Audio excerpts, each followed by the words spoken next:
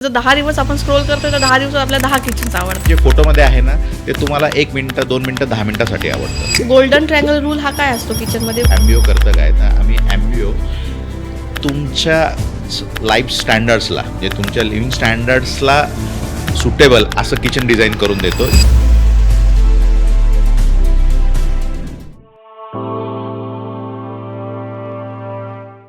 नवीन घर घेतलंय का किंवा किचन रिनोव्हेशन करायचं आहे आणि मला खात्री आहे आत्तापर्यंत तुम्ही सोशल मीडियावर हजारो ड्रीम किचन्स पाहिले, पण एक खरं सांगू का ते ड्रीम किचन्स फोटोमध्ये खरंच छान दिसतात, पण रिअल प्रॅक्टिकल लाईफमध्ये ते किचन्स बऱ्याचदा फेल होतात.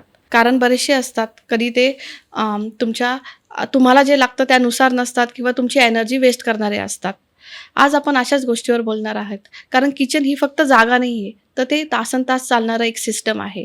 एक चुकीचं प्लॅनिंगमुळे तुमच्या पूर्ण 5 ते 10 वर्ष तुमची एनर्जी, तुमचे पैसे किंवा तुमचा वेळ तिन्ही वाया जाणार आहेत. नमस्कार, मी शिल्पा वानखेडकर, एक्सप्रेस विथ शिल्पामध्ये तुमचं मनापासून स्वागत. आज आपल्यासोबत किचन, मॉड्युलर किचन, नवीन ट्रेंड्स या गोष्टीवर बोलण्यासाठी आहे mister Sandeep Kulkarni. He is a founder of the Ambio. नमस्कार सर, तुमचं एक्सप्रेस विथ शिल्पामध्ये मनापासून स्वागत. नमस्कार, मी Sandeep Kulkarni, founder Ambio modular kitchen and wardrobes, where home finds happiness. मला या पॉडकास्टमध्ये तुम्ही बोलला त्याच्याबद्दल तुमचे धन्यवाद. मला नक्कीच आनंद होतो आहे की माझा इतक्या वर्षाचा जो अनुभव आहे तो मी आपल्यासोबत आणि आपल्यामार्फत आपले जे व्ह्युअर्स आहेत त्यांच्यापर्यंत पोचवू शकतो. आणि जे तुम्ही सांगितलं की नेमका आपला एनर्जी, आपला वेळ कसा आपण युटिलाइज चांगल्या पद्धतीने करू शकतो आणि एक आनंदी घर आपलं जे आहे, खुशीवाला किचन आपण कसं करू शकतो, त्याबद्दल आपण नक्कीच डिस्कस करूया. थँक्यू. थँक्यू सर, तुम्ही तुमचा महत्त्वाचा वेळ इथे दिला. सर्वात पहिले तर म्हणजे मी पण एक वुमन आहे आणि प्रत्येक बाईचं किचनशी एक इमोशनल कनेक्शन असतं. म्हणजे आता जरी मी बाहेर आहे, माझ्या डोक्यात पूर्ण घर नाही फिरत. जेव्हा मी बाहेर असते माझ्या डोक्यात किचन फिरतं, कारण किचनमध्ये मी काय ठेवून आली, माझं म्हणजे मी दूध वरती ठेवलं आहे का नाही, माझा चमचा वरती राहिला का नाही, आणि ती इतकी स्पेसिफिक असते किचनबद्दल. म्हणजे इवन जर माझ्या मुलींनी एखाद्या डब्याची पोझिशन जरी चेंज केली तरी मला ते नाही का, म्हणजे मला कॉम्प्लेक्स सारखं वाटतं का नाही यार, हा डब्बा इथेच पाहिजे. किंवा किचनच्या काही गोष्टी मला इतक्या फ्लेक्झिबल लागतात का सपोज मसाला हा मला सतत लागतो, तो माझ्या किती जवळ पाहिजे. ह्या गोष्टी सर्व ज्या वुमन्स आहेत त्यांच्या डेली लाईफमध्ये त्या कुठेतरी फेस करत असतात. त्यामुळे मी आज खूप एक्साइटेड आहे का माझे पण बरेचसे किचनचे जे प्रॉब्लेम्स आहे ते सॉल्व्ह होणार आहे. सो माझा पहिला प्रश्न तर हेच आहे का एम्बिओ नक्की करतं काय किचन्समध्ये, आणि एम्बिओ हे नाव म्हणजे खूपच वेगळं आहे, तर हे नाव कुठून आलं? खूपच चांगला प्रश्न आहे आणि भरपूर जण विचारतात. एम्बिओ हे काही वेगळं नाव नाही आहे, हे ॲम्बियन्सचा शॉर्ट फॉर्म आहे. ॲम्बियन्स म्हणजे आपण ज्या जागेत असतो तिथलं आजूबाजूचं जे वातावरण असतं ते आपल्याला इन्स्पायर करत असतं. म्हणजे एखादी गोष्ट चांगली करण्यासाठी किंवा एखाद्या आपलंच मूड लागत नाही किंवा हे जे ॲम्बियन्स आहे त्याचा परिणाम असतो आणि त्याचंच एक शॉर्ट फॉर्म जे लगेच लक्षात राहील आणि लक्षात राहील हा एम्बिओ आहे. आणि तुमचा जो दुसरा प्रश्न होता की एम्बिओ करतं काय, तर आम्ही एम्बिओ तुमच्या लाईफ स्टँडर्ड्सला म्हणजे तुमच्या लिव्हिंग स्टँडर्ड्सला सुटेबल असं किचन डिझाईन करून देतो, जे की रोज परफॉर्म करतं पुढचे 15 वर्ष. नुसतं सूट होऊन उपयोग आहे का नाही, तर ते रोज परफॉर्म केलं. जसं तुम्ही सांगितलं की मला इकडे तिकडे हलायला चालत नाही किंवा प्रत्येक गृहिणीचं असं असतं. आता इतक्या वर्षापासून आम्ही काम करतोय की आम्हाला आमचं सगळं जे लक्ष असतं ते आमच्या घराकडे असतं. घरामध्ये किचनमध्ये असतं की खाण्याचं काय, मुलांनी खाल्लं असेल का, घरच्यांनी खाल्लं असेल का, सासू सासरे असतील, घरचे भाऊ भावंड असतील, मिस्टर असतील, तर या रिलेटेड असतं. म्हणजे जसं आपण म्हणतो की घार जरी आकाशात फिरत असले तरी तिचं लक्ष पिल्लांपाशी असतं, म्हणजे घरांकडे असतं. त्याच पद्धतीने आजकालच्या ज्या महिला आहेत त्या जरी वर्किंग असल्या, बाहेर जरी असल्या तरी त्यांचं लक्ष घरामध्ये आणि घरामध्ये किचनमध्ये असतं की सगळ्यांचं खाणं व्यवस्थित झालं का.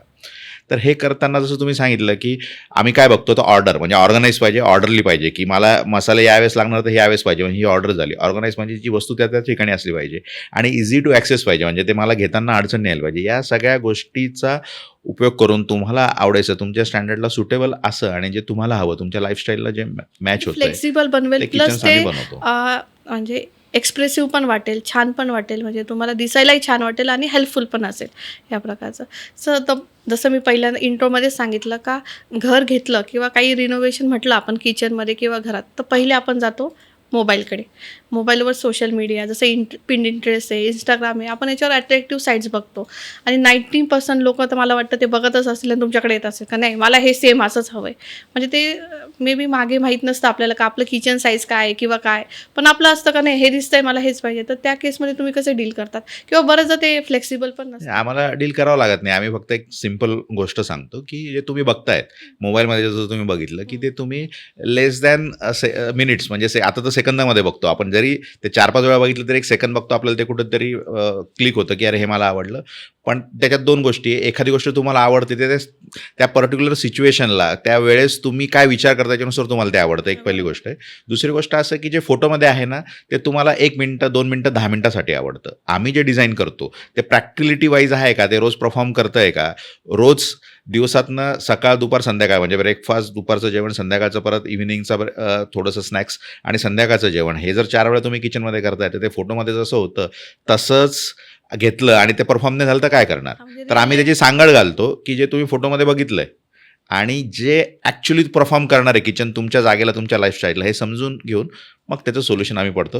आम्हाला कन्व्हिन्स नाही करावं लागत, तर आम्ही जस्ट एक दोन्ही गोष्टी सांगतो आणि त्याच्यानुसार क्लायंट चूज म्हणजे करतो. बघा आज एक किचन आवडतं आणि 3 दिवसानंतर दुसरं पण आवडतं आपल्याला, की हे त्याच्यापेक्षा चांगलं आहे. म्हणजे जर 10 दिवस आपण स्क्रोल करतोय तर 10 दिवसात आपल्याला 10 किचन्स आवडतात. Yes. पण रिअल लाईफमध्ये ते आपल्याला कोणतं फ्लेक्सिबल आहे किंवा कोणतं युजफुल आहे हे आपल्याला नाही समजत. असं गोल्डन ट्रायंगल रूल हा काय असतो किचनमध्ये, म्हणजे तो बरेचसे लोक फॉलो नाही करत आणि त्याच्यामुळे काहीतरी डिसएडव्हान्टेजेस होतात. म्हणजे गोल्डन रूल म्हणा किंवा त्याला वर्किंग ट्रायंगल जो असतो, म्हणजे गोल्डन ट्रायंगल किंवा वर्किंग ट्रायंगल जो आहे तो किचनमधला, या 3 गोष्टी किचनमधल्या महत्त्वाच्या असतात. स्पेसिफिकली इंडियन कुकिंग जे आहे आपलं त्याच्यामध्ये या 3 गोष्टी महत्त्वाच्या असतात, की एक मेन तुमचा कुकटॉप म्हणजे जिथं शेगडी असते आपलं तो एक सिंक, कारण की आपल्याकडे पद्धत आहे की कुठली पण गोष्ट किचनमध्ये करायची असते ती धुतली जाते, पाणी टाकलं जातं, ते मिक्स केलं जातं. आणि तिसरा जो भारतामध्ये एक आलेला आहे तो जो आहे की तो फ्रीज. जाणते अजाणतेपणाने फ्रीज हा एक ऑल स्टोरेज म्हणून वापरला जातो. ॲक्च्युली फ्रीज ही कोल्ड स्टोरेज म्हणजे तो स्टोरेज आहे पण ते कोल्ड स्टोरेज आहे. आता कोल्ड त्याला जर लावलं तर हे लक्षात येतं की ज्या गोष्टी तुम्हाला रूम टेम्परेचरपेक्षा कमी टेम्परेचरला ठेवायच्या त्याच तिथे ठेवायच्या आहेत, पण तिथं आपण बऱ्याचशा गोष्टी ठेवतो. मग आता त्यातल्या बऱ्याचशा गोष्टी ठेवतो म्हणजे त्या बऱ्याचशा वेळा तुम्हाला काढायला लागतात. मग हे जितक्या जवळ आहे त्याची मुवमेंट तुमची जितकी फ्रीलेस आहे, एकमेकांना अटकत नाही. कधी एक जण काम किचनमध्ये करतं, कधी 2 जण असतात, म्हणजे सासू असेल, सून असेल किंवा आई असेल, मुलगी असेल किंवा मेड असेल, त्या एकमेकांना मदत करताना ह्या फ्लो व्यवस्थित व्हायला पाहिजे, हे महत्त्वाचं आहे. हे जर नाही झालं तर काय होतं की अननेसेसरीली तुमचं काम करण्याची जी वेळ ती वाढते आणि थकवा जाणवतो. म्हणजे बऱ्याच वेळेस आमच्याकडे काही डिस्कशन असे पण आहेत की अरे आम्ही आधी आमचं एक किचन होतं, नंतर आम्ही एक किचन घेतलं आणि त्याच्यात आम्हाला असं जाणवलं की आमची धावपळ जास्त व्हायला लागली आणि जेव्हा परत आम्ही असं किचन घेतलं तर ते परत सुरू झालं. तर त्यामध्ये हा वर्किंग ट्रायंगलचं जे आहे ते आम्ही लक्षात ठेवून डिझाईन करतो. म्हणजे ते डिस्कशनमध्ये येत नाही, पण आम्ही प्रपोजलच या पद्धतीने बनवतो की ते त्या ट्रायंगलचा वापर करून किंवा त्याचा युटिलाइज करून मग ते डिझाईन केलेलं बरोबर आहे. असेल. म्हणजे आता मला माहीत असतं का सपोज मी खिचडी बनवते, मला माहिती 3 गोष्टी लागतात, पण मग कधी कधी असं होऊन जातं का मी लगेच 3 गोष्टी नाही आणत. मी पहिले 2च आणते आणि मग मला आठवतं अरे मसाले पण घ्यायचे, मग 3-4 चक्कर होतात. मग त्या केसमध्ये खरंच थकवासारखंच होतं, मग कुठेतरी एक्झर्शन वाटायला लागतं. म्हणजे ते एका खट्टीच आणलेलं बरं किंवा ते प्रत्येकजण धुवा पण लागते, मग परत ते सिंकमध्ये जा. मग ते खरंच म्हणजे मला हा रूल नव्हता माहीत, पण खरंच हा रूलमुळे बरेचसे फायदे होत असतील आणि वर्कफ्लो डिझाईन असल्यामुळे तर माझ्या मते बऱ्याचशा गोष्टी टाळता येत असेल सर आपल्याला. हां, म्हणजे आता तुम्ही जो रूल म्हटला, रूल म्हणण्यापेक्षा तो एक प्रिन्सिपल आहे किंवा एक सिस्टम म्हणजे गोल्डन ट्रायंगल किंवा वर्किंग ट्रायंगल आहे. जेव्हा किचन बनवतात तेव्हा हा लक्षातच ठेवतात का? हां, म्हणजे त्या पद्धतीने डिझाईन केलेलं असतं. मोस्ट ऑफ द किचन्स त्या पद्धतीने डिझाईन केलेलं असतात. बऱ्याच वेळेस काही केसेसमध्ये असं होतं की तो फॉलो नाही करू शकत, कारण की जागा कन्स्ट्रेंट असते. म्हणजे त्याला एक विड्थ आणि लेंथ त्या पद्धतीने असेल, पण मग त्या पद्धतीने कसं डिझाईन करायचं ते सांगितलं जातं. आणि सर्वात महत्त्वाचं म्हणजे किचन जेव्हा तुम्ही डिझाईन करता किंवा डिस्कस करता तेव्हा लेआउट, जसं तुम्ही म्हटले की लेआउट हा मोमेंट आहे. म्हणजे तुमची मोमेंट कशा पद्धतीने होते, की तुम्ही कुठून कशा पद्धतीने जाणार आहे, 2 जण येणार आहे, जाणार आहे. नुसतं बनवायचं नाही ना, ते तयार झालेलं अन्न आपल्याला स्टोअर पण करायचं आहे, ते आपल्याला डायनिंगच्या प्लेसपर्यंत पण न्यायचं आहे, तुम्हाला टिफिन पण भरायचं आहे, म्हणजे द्यायचं पण आहे, नुसतं बनवून तिथे ठेवायचं नाही. तर हा जो पूर्ण फ्लोचा जो सिस्टम जो आहे तो इझी कसा होऊ शकतो आणि प्रत्येकाचा वेगळा असतो. म्हणजे सुरुवात अशी आहे की कोणी उजव्या हाताने काम करतं, कोणी डाव्या हाताने काम करतं, कोणाची उंची कमी आहे, कोणाची उंची जास्त आहे, कोणाचं वय आहे, तरुण आहे, मिड एजचं आहे, एल्डरली आहे, तर त्यांचं मुवमेंट पण वेगळे असते. म्हणजे तरुण वयाचं असेल तर 5 फुटाच्या वरची वस्तू असेल तर मी काढू शकतो, पण ते जर मला 60+ वय तर 5 फुटाच्या वरचं मी काढू नाही शकणार. म्हणजे सेम किचन कोण वापरतं त्यावर किती वेळा वापरतात त्याच्यानुसार वर्कफ्लो डिझाईन होतो. म्हणजे तुमचा जो आधीचा परत प्रश्न जो होता की फोटोमध्ये तो कोणासाठी डिझाईन केला आपल्याला माहिती नाही. आपल्याला फक्त तो दिसतो, पण तो वापरणार कोण आहे ते माहिती नाही. पण वापरणार कोण आहे, जेव्हा तुम्ही आमच्यासारख्या किचन ॲडवायझरशी डिस्कस करतात, म्हणजे ॲम्बेच्या किचन डिझायनरशी तुम्ही ॲडवायझरशी जेव्हा डिस्कस करता, तेव्हा या गोष्टी समजून घेऊन मग त्याचं वर्कफ्लो डिझाईन होतो. आणि तो केला पाहिजे. म्हणजे कोणाची पण तुम्ही जेव्हा एंगेज होतात किचनसाठी, तेव्हा वर्कफ्लो तो डिझाईन करून मग तो किचनचा निर्णय पुढे सरकवला पाहिजे. म्हणजे तुम्ही मला ह्या केसमध्ये एक एक्झाम्पल द्या. सपोज 8x8चं एक किचन आहे, तर मग तुम्ही काय सजेस्ट कराल त्याला? पॅरलल किचन ओटा पाहिजे का तो ट्रँगल पाहिजे? म्हणजे कसं फ्लेक्झिबल असतं? आता याच्यात 2 गोष्टी आहेत. बेसिकली जर म्हणाल थंब रूलनुसार, तर पॅरलल किचन जो आहे तो बेस्ट वर्किंग लेआउट आहे किचनसाठीचा. अच्छा. ज्या पद्धतीने आपलं काम होतात. कारण की भारताचं जर कुकिंग म्हटलं तर 2 प्रकारचं, एक वेट प्रिपरेशन्स आहे. म्हणजे प्रिपरेशन्स पण 2 प्रकारचे असतात. एक वेट प्रिपरेशन असतं, एक नुसतं प्लेन प्रिपरेशन असतात. पाणी वगैरे असं मिक्सिंग करा आणि करा. म्हणजे मला भेळ करायची, कोरडी भेळ करायची, तर मला काहीच नाही, वस्तू मिक्स करायची आहेत आणि द्यायचं आहे. पण तेच जर ओली भेळ करायची असेल तर प्रिपरेशन्स माझे चेंज झाले. मग या केसमध्ये ज्या 2 प्लॅटफॉर्म जे असतात पॅरलल, ते करतात, हा बेस्ट आहे. पण मग तोच घेतला पाहिजे का, असं नाही आहे. तर तो कसा असला तर तुमचं बिल्डिंग जे आहे किंवा तुमचं घर जे आहे, तुमचा बंगला आहे, घर जे आहे, त्याचे वॉल कसं केलेले आहे, त्याची एंट्री एक्झिट कसं आहे, मग त्याला 2 एंट्री एक्झिट आहेत का, म्हणजे एक एंट्री आहे आणि एक तुमचं वॉशिंग एरियाकडे जाणारा रस्ता आहे, तो नेमका दरवाजा कुठे आहे, तुमच्या बाकीचा घराचा जो फ्लो आहे त्या पॅसेजच्या कुठल्या भागाला तुमचं किचनमध्ये एंट्री आहे, कशा पद्धतीने, त्याच्यानुसार ते ठरतं. त्यानुसार जी जागा अवेलेबल आहे त्याच्यानुसार आम्ही तुम्हाला सजेस्ट करतो की तो कुठला असला पाहिजे. तर तुम्हाला जाणून आश्चर्य वाटेल की 7 ते 8 वेगवेगळ्या प्रकारचे किचनचे लेआउट्स होऊ शकतात. म्हणजे पॅरलल तुम्हाला माहिती आहे, एल शेप हा मोस्ट पॉप्युलर आहे. कारण की आजकालच्या जागेमध्ये एक एल शेपमध्ये घेतला आणि एक कोपऱ्याला दरवाजा घेतला तर एक बेसिक लेआउट होता तो. त्याच्या व्यतिरिक्त आयलँड असतो, सी शेप असतो, जी शेप असतो, पेनिन्सुला युनिट असतं, पॅरलल विथ आयलँड असतं. तर अशा वेगवेगळ्या लेआउट्स असतात. पण ते तुमची जागा, तुमचं स्टँडर्ड काय, म्हणजे कशा पद्धतीने तुम्ही ते घर डिझाईन केलेलं आहे, ओव्हरऑल किचनचं कसं आहे, म्हणजे किचनला जागा किती दिली आहे, तुमचं 10x10चं किचनचा एरिया आहे का 18x18 का 20x20चं आहे, आणि तुमची नेमकी एवढं असून पण त्याची गरज काय आहे, म्हणजे तुम्ही त्याला कशा पद्धतीने बघताय. प्रत्येकाची रिक्वायरमेंट डिफरंट असू शकते, भले ते लेआउट सेम जरी असलं तर. हां, म्हणजे काहींचं असतं की ते माझं किचन सोशल वाटलं पाहिजे, काहींचं म्हणणं असतं की तो आमचा पर्सनल असला पाहिजे, काहींचं हायब्रिड असतं की थोडं ओपन पाहिजे, थोडं क्लोज पाहिजे, की आमच्याकडे येणारे गेट्स भरपूर आहेत पण आम्हाला ते सगळं दाखवायचं नाही. काही जणांना की नाही, माझ्याकडे गेट्स आहेत, गेस्ट आले तर त्यांना पूर्ण ओपन किचन दिसलं पाहिजे. मग ती एक लाईफस्टाईल डिसिजन आहे की मला कसं पाहिजे. मग ते तुमचं थॉट प्रोसेस. आणि कुठलाही चांगला किचन ॲडवायझर जो असतो ना, ते तुमचे हे जे थॉट्स आहेत ना, हे प्रोवोक करतो की तुम्हाला वेगवेगळे प्रश्न विचारून तुमच्याशी एंगेज होऊन की नेमकं तुम्हाला कशा पद्धतीने तुम्ही त्या किचनला बघतात. कारण की किचन ही लाईफस्टाईल आहे.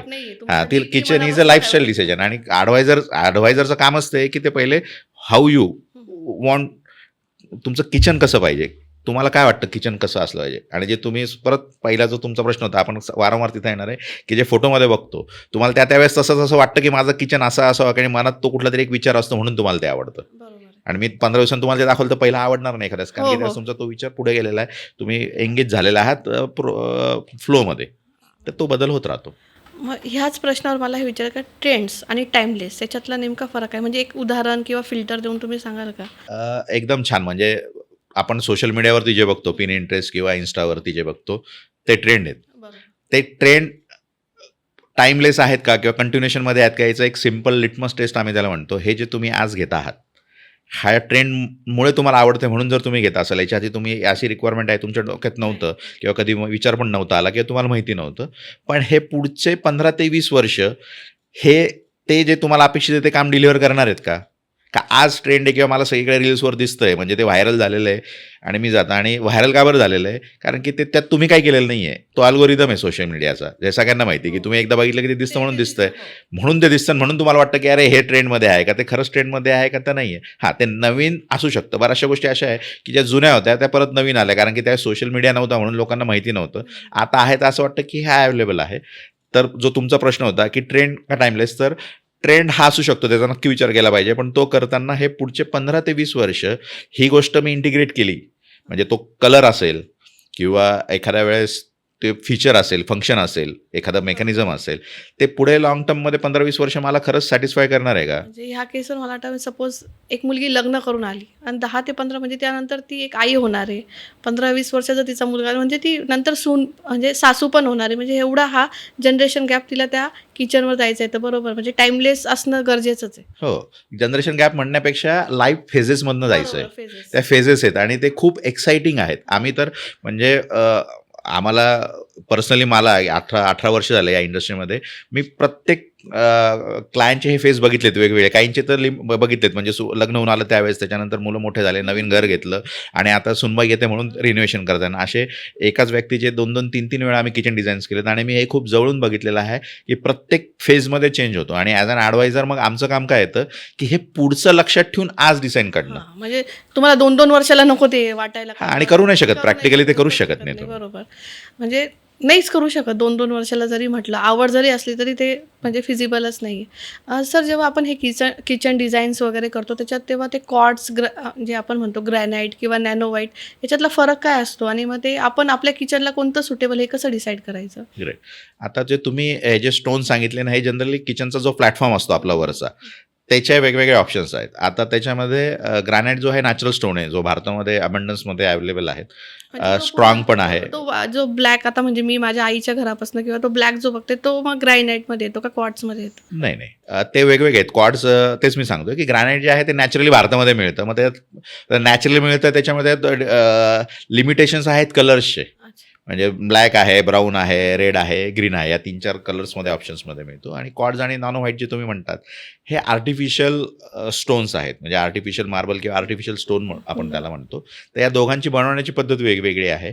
हा बिईंग नॅचरल स्टोन आहे, स्टडीनेस आहे, त्याच्यात तुम्ही पोरसनेस बघून तो तुम्ही चूज करता आणि तो वापरतात.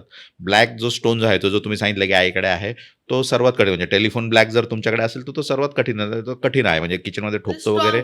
हां, तर तो ठोकतो, हे करतो, तर त्याच्यासाठी तो वापरला जायचा. आणि जसं आपलं इव्हॉल्व झालं, जसं तुम्ही म्हटले की आपली ओव्हरऑल सोसायटी इव्हॉल्व होत गेली, नवीन नवीन गोष्टी येत गेल्या, तसं लक्षात आलं की अरे मला या 3-4 रंगापेक्षा जास्त रंग पाहिजेत.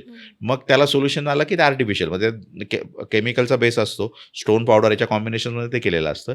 क्वाड जो आहे त्याची बनवण्याची पद्धत जी आहे ती वेगळी आहे आणि ते थोडं स्ट्रॉंग असतं. त्यामुळे क्वाड्स आणि नॅनो व्हाईट जो आहे त्याच्यात कॉम्बिनेशनमध्ये ते थोडंसं क्वाड्सपेक्षा थोडंसं मृदू आपण म्हणता येईल की थोडंसं एक त्याचा टफनेस 1 लेवल किंवा 2 लेवल खाली असतो. ते तुमच्या गरजेनुसार वापरायचं असतं. मग त्याच्यामध्ये 2-3 गोष्टी बघायच्या असतात की टफनेस बरोबर त्याच्यावरती डाग जे पडत आहेत ते क्लीन होत आहेत का. कारण की भारतीय किचन जे आहे त्याच्यात व्हरायटीज खूप आहेत. म्हणजे तेलाचे 4-5 प्रकार असतात आपल्याकडे, मसाले असतात, हे मग ते पडतात, हे होतं. तर क्लिनिंगला इझी आहे का ते त्या पद्धतीने तुम्हाला निर्णय घ्यायचा आहे. मग तुम्ही कुठल्या पद्धतीच्या किंवा कुठल्या सिरीजमधलं त्यांच्या रेंजमधलं घेत आहेत, म्हणजे ते अपग्रेडेशन त्याच्यात पण होत असतं, ते अच्छा. घ्यायचं. तर तिन्ही चांगले आहेत का? तिन्ही चांगले आहेत. फर्स्ट प्रेफरन्स जो आहे नॅचरलला आहे. जर तुम्हाला कलर जास्त चॉईस करायचे नसतील आणि जे ऑप्शन आहे त्यातलं करायचं असेल, तुम्हाला कलरफुल व्हरायटी जर पाहिजे असेल तर क्वाड्स हा ऑप्शन आहे. कारण की ते स्ट्रॉंग आहे. सर्व कलर्स आहे. हां, त्याच्यामध्ये पाहिजे तो कलर्स मिळतो. म्हणजे कंपन्या खूप कंपन्या आहेत आणि प्रत्येक कंपनीचं कलर पॅलेट असतं. साधारणतः 20-25 कलर्स असतात. अच्छा. आणि अशा कंपन्या बदलल्या की ते कलर्स बदलत जातात आणि ट्रेंडनुसार ते चेंज होत असतं. तर ते तुम्हाला नेमकं कशा पद्धतीने ते करायचं आहे त्याच्यानुसार तो निर्णय घेऊ शकतात. आणि त्यावेळेस आम्ही ॲडवाईस करतो की आत्ता आपण जे डिस्कस करतोय त्याच्यानुसार तुम्ही काय घेतलं पाहिजे. अच्छा, म्हणजे बेसिकली आपलं कुकिंग कसं आहे त्यावर ते खरं डिपेंड राहायला पाहिजे. कुकिंग आणि तुमच्या हॅबिट्स कशा आहेत, म्हणजे ओव्हरऑल कुकिंगमध्ये तुम्ही कसं वापरतात. मग काहींचं असतं खूप तेलकट पदार्थ किंवा जास्त तेलाचा यूज असतो. ते तर झालंच, पण त्याबद्दल अजून एक असतं की कोणाचं किचन्समध्ये ना एक नीट अँड क्लीन किचन असतं. म्हणजे त्यांचे काम करण्याच्या वेळेस असतं की मी एवढंच लागणार, एवढंच घेणार. कोणाचं असतं की मला पूर्ण ते आनंद घ्यायचा आहे, सगळीकडे म्हणजे दिसेल की मी इथं काम काय केलेलं आहे. किंवा घरामध्ये मुली असतील आणि त्या अशा वाढत्या वयातल्या असतील मुलं किंवा मुली जे किचनमध्ये काम करतात आणि ते पुढचे 5-7 वर्ष ते किचनमध्ये राहणार आहेत. मग ते त्यांना ऑर्गनाईज व्हायला आणि ते सिस्टम फॉलो करायला हे वेळ होतो. पण आजकालचं ट्रेंड असं आहे की मुलांना ते एक्सपोजर दिलं जातं किचनमधलं. मध्यंतरीचा काळ असा होता की नका करू, पण आता आहे की मुलं मुली पण इंटरेस्ट घेतात त्याच्यामध्ये.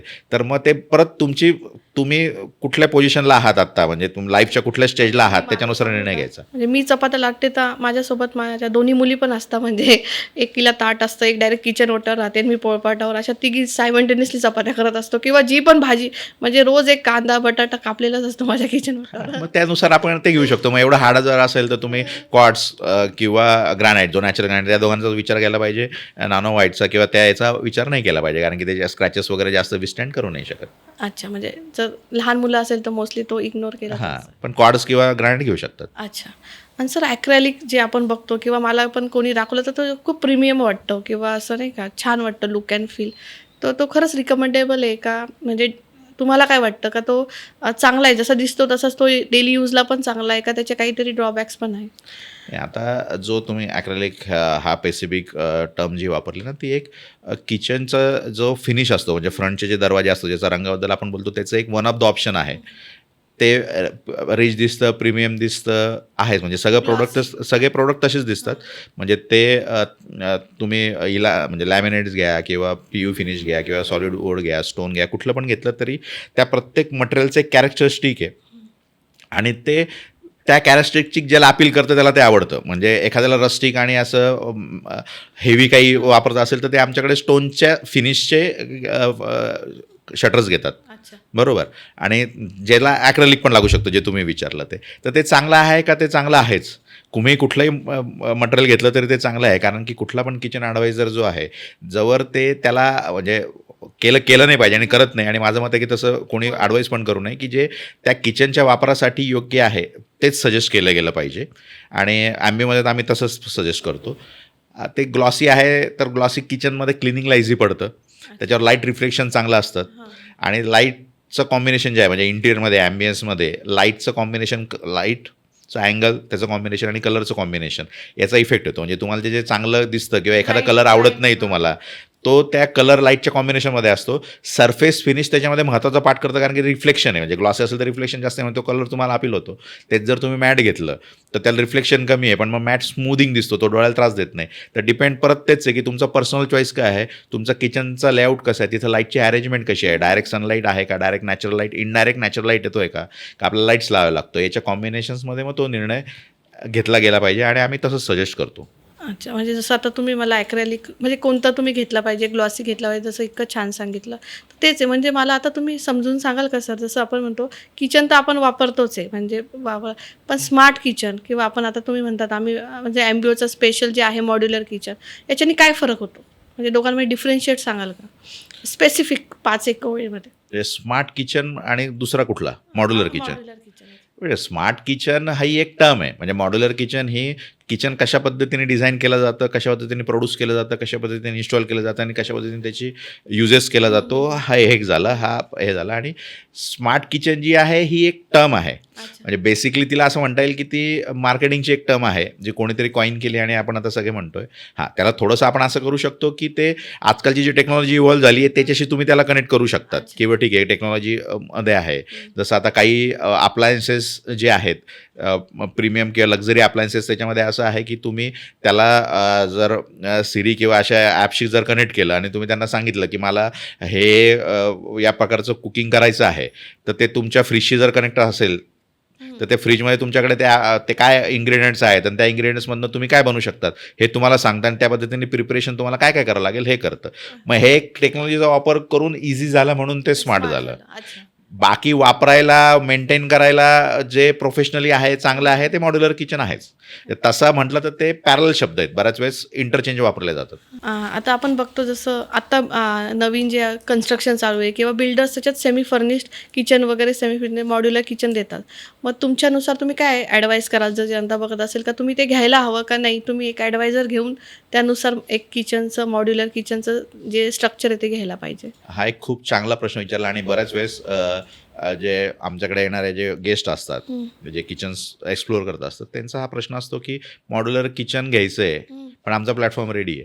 तर जर प्लॅटफॉर्म तुमचा ओटार जर रेडी असेल, जर तुम्ही सांगितलं की बिल्डरने दिलं सिव्हिलमध्ये ऑलरेडी तो उभा आहे जागेवरती, व्हर्टिकल्स आहेत, वरतून ग्रॅनाइट टाकलेलं आहे, तर ते जे झालं ते ट्रेडिशनल किचन झालं.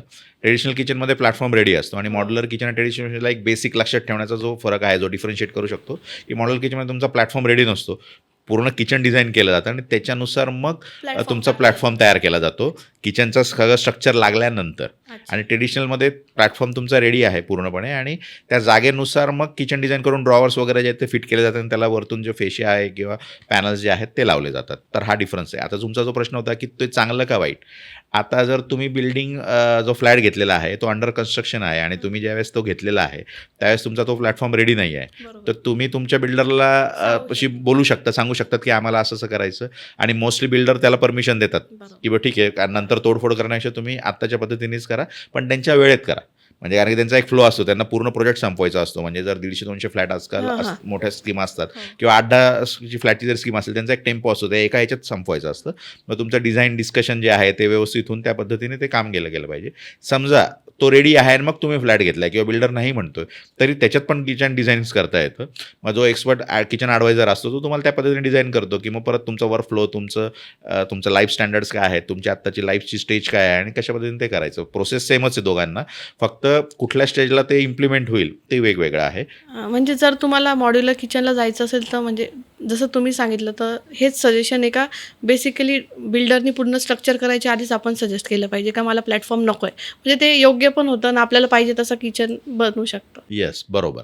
पण मग जर सपोज माझा हा प्रश्न आला का जर किचन टाकलं आहे प्लॅटफॉर्म आणि मला मॉड्युलरला जायचं आहे, असं होतं का ते काढून टाकता येतं का म्हणजे जे बसवलं ते? ते करता येतं, पण जनरली आम्ही सांगतो की खूपच अवघड जर तो लेआउट असेल, म्हणजे त्याचं तुमचं काही युटिलिटी होत नसेल, त्याची डीप खूप वेगळी दिली असेल किंवा पोझिशनिंग काही वेगळी असेल की बऱ्याच वेळेस ही दिशा नको ती दिशा नको या पद्धतीने पण असतं किंवा ओव्हरऑल काही ते मला असं वाटतं की मला सिव्हिल चेंजेस करणं गरजेचंच आहे. सारासार शक्यतांचा विचार करून म्हणजे किचन ॲडवायझरला एंगेज करून किंवा तुम्ही आर्किटेक्ट किंवा इंटेरियर डिझायनर असेल ज्यांना तुम्ही त्या प्रोजेक्टसाठी काम करतायत त्यांना आणि किचन ॲडवायझरला एंगेज करून त्या पद्धतीने जर तुम्ही सारासार काय केलं गेलं पाहिजे, कारण की तोडणं सोपं आहे, पण मग त्याच्या आधी काय केलं काय पाहिजे, युटिलिटी वाईज मला बेनिफिट होतं का, ऑन पेपर तुम्हाला जेवढं काही रिव्हिजन्स करतील ते करून मग तो निर्णय घ्यायचा. पण असं कुठेच नाही आहे की जर तो ट्रेडिशनल असेल म्हणजे प्लॅटफॉर्म रेडी असेल तर तुम्हाला युटिलिटी मिळणार नाही. अच्छा. फंक्शनॅलिटीमध्ये थोडासा फरक पडू शकतो, पण वापर जो आहे तो तुम्हाला करता येतो, कारण की ते पण स्किल आहे. पण काही तुमची अशी स्पेसिफिक रिक्वायरमेंट असेल की त्यासाठी ते तोडावंच लागणार आणि पूर्ण मॉड्युलर करावं लागणार आहे, तर मग ते केलं गेलं पाहिजे. ते डिपेंड परत सिच्युएशन. म्हणजे कॉस्ट वाईज थोडं महागच जात असेल ना जेव्हा ते कुठली गोष्ट demolish तोडताय करतात. तुम्ही हां, demolish आणि करतात. परत करताय तर ती कॉस्ट ॲड होणार.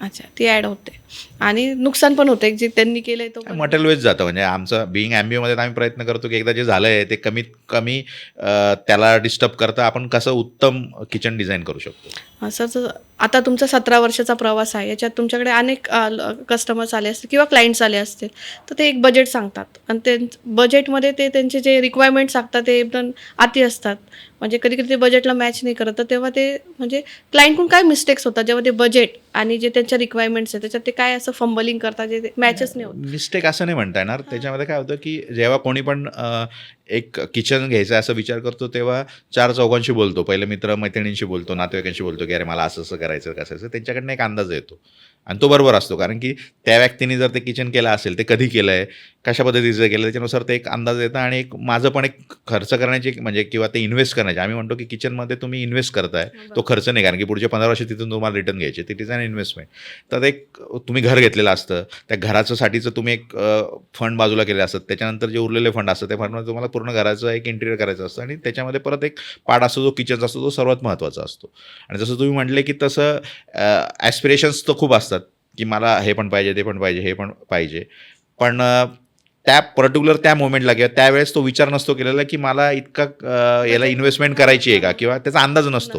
म्हणजे ही गोष्ट कितीला पडू शकते किंवा याचा ॲक्च्युली त्याची किंमत किती ते माहिती नसतं. तर त्यावेळेस जेव्हाच आम्ही एंगेज होतो, क्लायंटशी एंगेज होतो, तेव्हा मग करताना डिस्कशन करताना किंवा त्यांना सांगतो की आपल्याला या सिक्वेन्सनी विचार केला गेला पाहिजे की जे तुमचे गरजेचंच आहे, म्हणजे किचनमध्ये ज्या गोष्टी गरजेच्या आहेत, जे इसेन्शियल्स आहेत त्या गोष्टी तुम्ही पहिले प्रेफरन्स द्या.